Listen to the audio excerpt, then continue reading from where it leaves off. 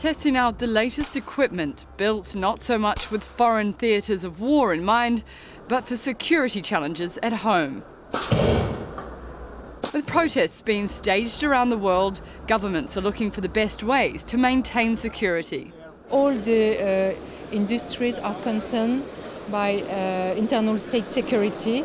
Then if you have a look of the show, you will find from the shoes for security people until the most huge technology, advanced technology. Here we have protective clothing, bulletproof cars, gas masks, the latest riot gear, tear gas, aerial drones and 3D imaging of battle zones.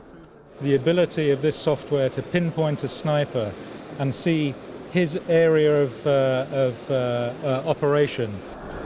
Most of what's displayed here is promoted to protect countries from the inside, and often in close confines. Wars like Iraq and Afghanistan have shown that things have changed, and customers are now demanding more than just protection for their troops. In the case of this armoured personnel vehicle, they're also looking for speed and agility, and that's because a lot of the fighting is now street to street in the urban environment. All this equipment and technology attracts the attention of governments and big business. They are also here to sign big contracts. In fact, in security, it's always like a secret. And it's not just hardware they're investing in, surveillance software is big too, protecting major infrastructure from cyber threats. People now see cyber as a real challenge for the future.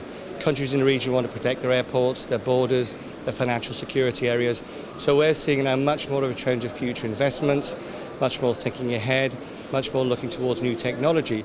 So while state institutions may say our borders, airports and public spaces are safer, all this hardware and software also means populations are being increasingly watched and controlled.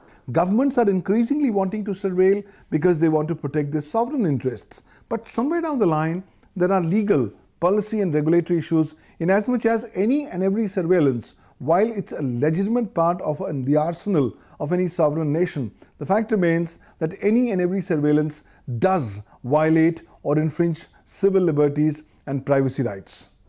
Governments are getting better at protecting themselves, not just from threats from foreign elements, but also from their own people. Erica Wood, Al Jazeera, Doha.